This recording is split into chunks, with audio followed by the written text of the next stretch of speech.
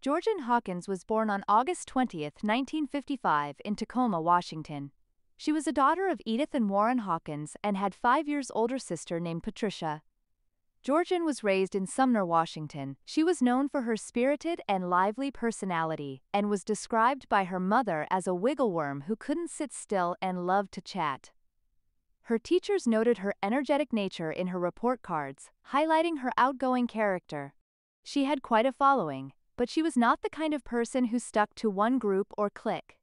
She had friends among everybody, older than her and younger than her. She was a very self-confident little girl. She wasn't vain, she wasn't arrogant, and she wasn't snooty. That's why kids liked her, her mom said. Family and friends nicknamed her George, and her mother affectionately referred to her as the Pied Piper. During her childhood, George was diagnosed with Osgood-Schlatter disease, a common condition in growing adolescence that leads to pain and swelling below the knee due to inflammation where the patellar tendon connects to the tibia. Despite this challenge, she excelled as an athlete, competing in swimming and earning numerous AAU medals during her elementary school years.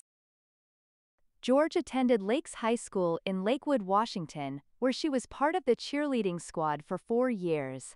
An outstanding student, she consistently achieved straight A's throughout her academic career and graduated in 1973. In her senior years of 1972 and 1973, George earned the title of Princess in the Royal Court of the annual Washington Daffodil Festival. As a Daffodil Princess, she toured the state alongside the other court members, making appearances in newspapers, attending concerts, meeting with children, riding in parades, and signing autographs at charity events. A memorable moment for George came in the spring of 1973, when she delivered a speech to lawmakers at the Washington State Legislature. George's older sister Patricia went to Central Washington University in Ellensburg, which is about 120 miles from their hometown of Tacoma. Concerned about her younger daughter moving too far away, George's mother encouraged her to enroll at the University of Washington in Seattle, just 30 miles from home. Her parents took care of her tuition, books, room, and board, while George worked during the summer to manage additional expenses and would sometimes return home on weekends. In her freshman year at college, George became a member of the Kappa Alpha Theta sorority and resided in room number 8. She had aspirations of a career in television news after her experiences being the Daffodil Princess. She was hoping to be a broadcast journalist or an anchor at a TV news station. She liked the idea of being in front of the camera, in the middle of the action, said George's mom. According to Edie, it was obvious from the pictures that she was enjoying herself during her freshman year at university and that she liked being at the sorority house. Just like in high school, she had maintained an ACE average at the University of Washington. She also enjoyed participating in campus parties, dance events, and activities with Kappa Alpha Theta. She had a boyfriend named Marvin Gelletley, who lived in a neighboring fraternity house. In the spring of 1974, Georgann secured a summer job in Tacoma, set to begin on June 17th, so she was preparing to go back there for the summer. She planned to use the earnings from this position to help fund her second year at university. It's known that she talked about this job with her parents shortly before her disappearance and intended to visit them on June 13th. George's mom, Edie, did not remember when she talked with her daughter for the last time, but recalled that the last time when George came home from school was in May. A few days later, George sent her mother flowers for Mother's Day. She charged them to her mom's account at the florist, which is still one of her mom's most important memories. Monday, June 10th of 1974. George spent studying very hard for her finals. She'd take a break in the evening to attend a party with friends. After having a fun time and a few beers, she wanted to came back to her sorority house to study for a Spanish exam that worried her a lot. Because the house where her boyfriend lived was on their way, George wanted to give him a short visit. She was waiting outside his sorority house to ensure that her friend, who walked down the alley with her, got inside their house safely. After visiting her boyfriend, she left his fraternity house and walked the short distance of about 150 yards back to her own place. She was spotted by a friend named Dwayne, who was studying in his room with open window and was called out by him. They talked for a moment and George mentioned her upcoming Spanish finals. Then, around 1 a.m., Georgann left her friend's open window. From that place she had a really small distance to make it to the door of her sorority, but when she said goodbye to her friend, jokingly shouting adios and left, she vanished without a sound. Previously, George lost her key to the house, so her roommate was waiting for her to throw small stones against the window, a signal for her to go downstairs and let George in. Unfortunately, George didn't return by 2 a.m., and worried roommate alerted the house mother. George's sorority sisters also called her mom to ask if she was at home. "I said no. That's when I knew she was missing," said George's mom in the interview. By 7:45 a.m., police arrived on campus and began their investigation. Standard procedure typically requires a 24-hour wait before searching for a missing adult, but the circumstances at that time made the situation different. In the months prior to George's disappearance, the state of Washington and surrounding areas experienced a string of disappearances of young women. On February 1st, Linda Ann Healy, 21, disappeared from her basement room in Seattle, Washington. Then on March 12th, 19-year-old Donna Gail Manson vanished from the Evergreen State College campus in Olympia, Washington, while on her way to a jazz concert. Susan Elaine Rancourt, 18, went missing on April 17th after leaving a dorm advisors meeting at Central Washington State College in Ellensburg, Washington. On May 6th, Roberta Kathleen Parks, 20, was last seen at Oregon State University in Corvallis, Oregon, after leaving her dormitory to meet friends at a coffee shop. Finally, on June 1st, Brenda Carol Ball, 22, went missing after leaving the Flame Tavern in Berrien, Washington. Her disappearance was reported 2.5 weeks later, on June 17th, just 3 days after George's disappearance. Police were concerned by the disappearances and started to wonder if the cases were connected. Detectives noticed several striking similarities among the missing women. They were young, slender, Caucasian, and had long hair parted in the middle. With no bodies discovered, limited clues available, and the constraints of forensic technology at the time, the disappearances became increasingly difficult to unravel. The disappearances of young women led authorities to handle George's case with urgency. The focus on George intensified because she matched the physical description of the other missing girls. Despite a thorough search of the 90-foot trail she would have taken, no evidence was found.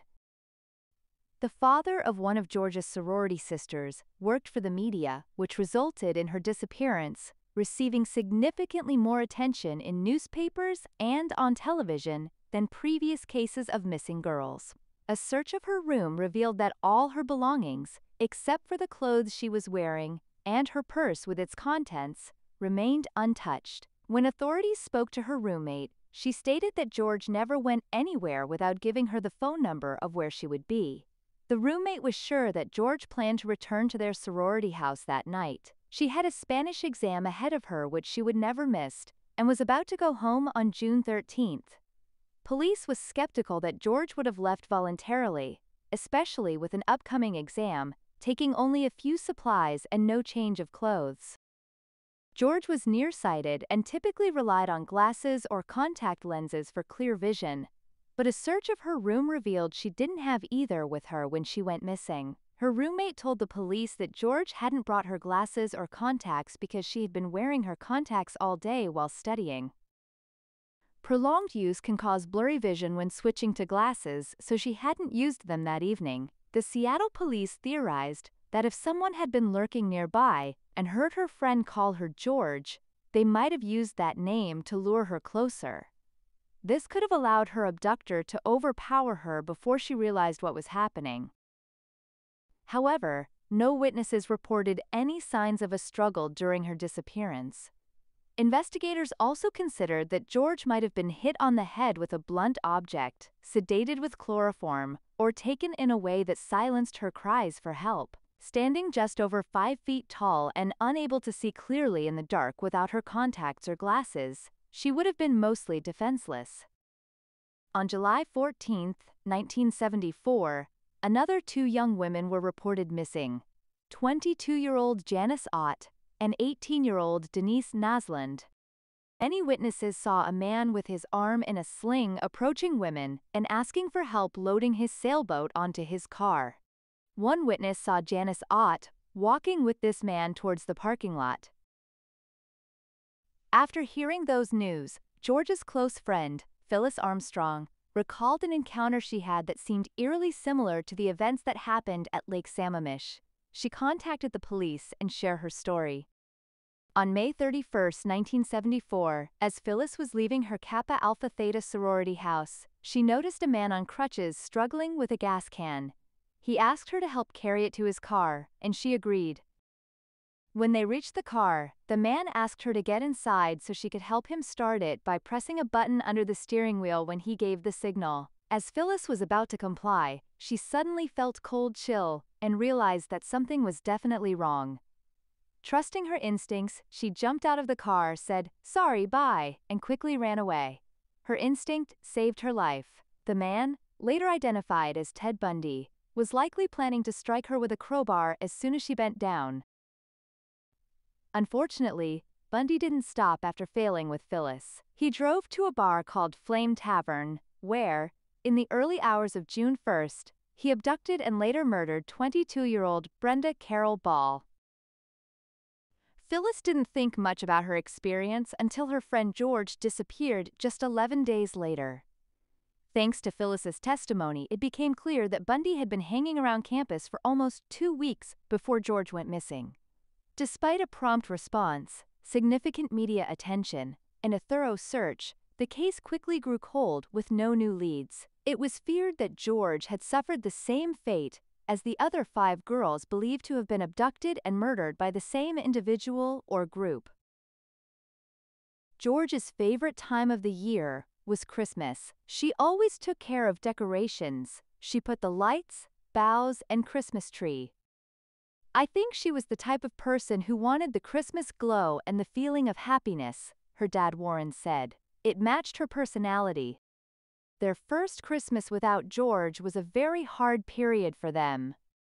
There were no lights, boughs, or Christmas tree because there was no George. Her parents, Edie and Warren, spent those Christmases at their older daughter's place because they simply just could not stay at home. On September 6, 1974, almost 3 months since George disappeared, 2 hunters found skeletal remains near a service road in Issaquah. The remains were identified as those of Janice Ott and Denise Nasland, 2 young women who were abducted on July 14, 1974, from Lake Sammamish State Park by, many believe, the same man as George.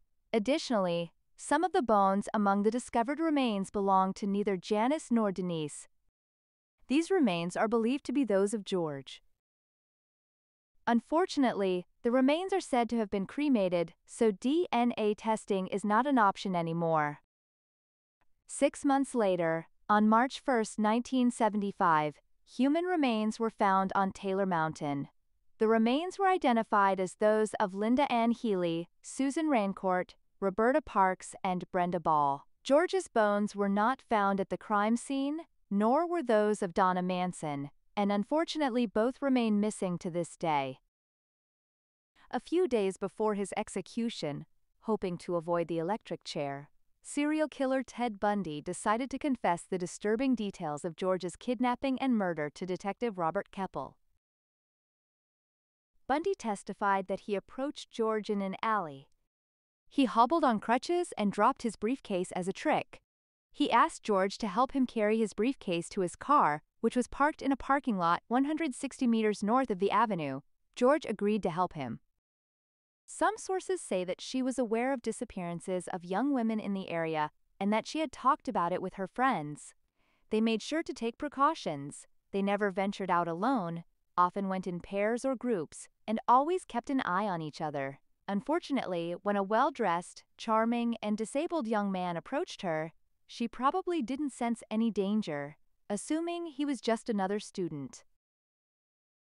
No one reported seeing the two walking the alley. When they reached the car, George bent down to put Bundy's briefcase into his car. He then knocked George over the head with one blow with a crowbar, handcuffed her, put her in the passenger seat of his car, where he had removed the seat to accommodate an unconscious George, and drove away. Bundy claimed that while they were driving, George regained consciousness and was mumbling something about her Spanish test. According to Bundy, George thought he took her to help her study.